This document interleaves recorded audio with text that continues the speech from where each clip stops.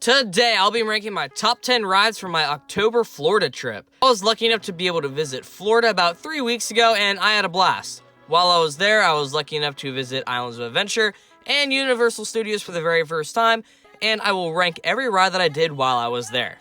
Before we start, I am adding rides that I did more than once, but there aren't too many of those, and Spider-Man was closed while I was there, and I didn't have enough time to do Hulk, but other than that, let's begin. In last place is VillainCon Minion Blast. This is in last place, but it really isn't even that bad. It really isn't even a ride since you're just standing on a conveyor belt, but it's still fun. Like I said, you stand on a conveyor belt with a blaster, and it's like any other shooting dark ride, but with just no trains. I think that the Minion theme was cool, but it was very hard to see where you were shooting at since there was so much on the screen, but I still had fun. It also helps that it was a walk-on the entire day, and it was a solid ride on the way out of Universal Hollywood. 9th place goes to Doom Freefall. This is another solid ride, but will never be at like the very top of the list. But the one ride I got in the middle of the day was solid. The theming is always great and super underrated, and the whole place is beautiful and amazing. The Dr. Doom speech before you launch up is always great, and it always bumps up the suspense to a whole new level.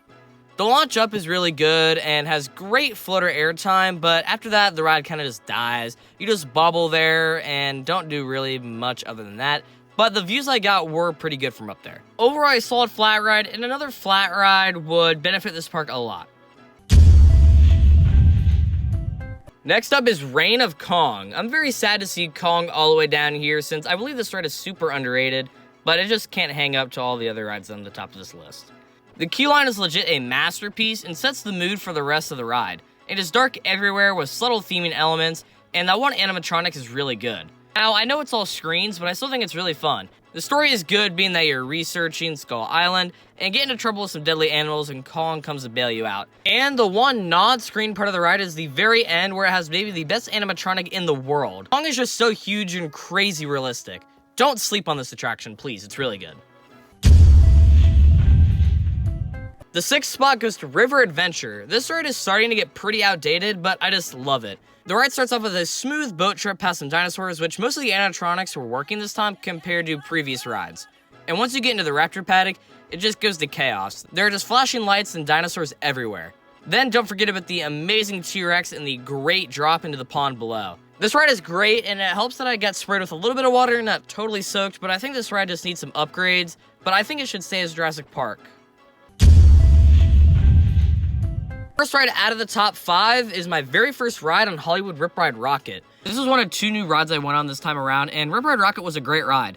Many people say that it's rough and boring, but I would have to disagree. It's really not that rough, and the mid-courses across the ride really didn't slow the ride down at all, and all the drops off the mid-courses had great floater airtime. And it was my first time on a non-inverting loop, and it was super fun. The gimmick of the song choice while you were riding is super cool too, and I was listening to Humble, which is a solid song, but it definitely could have been better. Forbidden Journey slides in here. This was my favorite dark ride from the trip, and this thing is just so good. The queue line is underrated, and the Hogwarts castle outside is beautiful. The Kuka arm is just a revolutionary ride vehicle, and it allows for so much variety.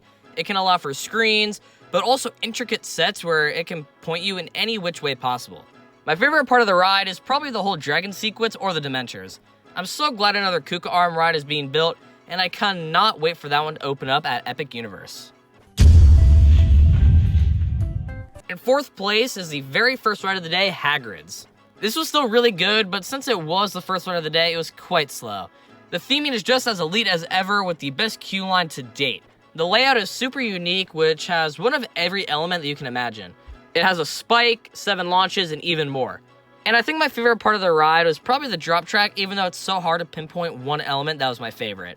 It's just so sudden, and you just lose your gut on that part of the ride. Hagrids is just so re-rideable, being a smooth, family-friendly attraction, and the $300 million price tag was well worth it. Up next was my first Velocicoaster ride of the day. Again, this ride was very early in the day, and right after my Hagrids ride, so it was slower than usual. But still, a slow Velocicoaster is still one of the best rides in the world. The Raptor paddock has some good inversions, airtime pops, and the second half is just elite element after another. From the top hat to the Mosasaurus roll, it's just flawless. But my ride later in the day was definitely better since you could feel as it warmed up how much more powerful it got. Second place goes to my Hagrids Dusk ride. This ride was just pure fun, and the Dusk ride is probably the best ride that you can get on this thing. It's so light out so you can see where you're going pretty well, but it's quickly getting darker by the minute. All the elements actually had good bite for a kid's ride, which all the turns had great whippiness. It also rained while we were in line, so the track was wet and allowed for us to go even faster across the track. Overall, one of the best rides I've gone on Islands of Adventure, but the number 1 spot was just so good. Number 1 is my Velocicoaster night ride. This ride was just insane and I can't describe it. It might be my favorite night ride of all time, and that's saying something because I've been on a lot of good night rides. The thing was running insanely quick and every element hit.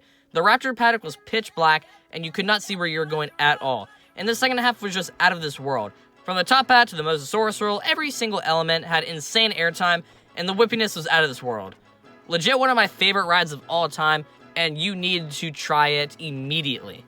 Thanks for watching, vote on my community tab, and sorry for any inconsistencies with these long-term videos in the future because school is starting to ramp up.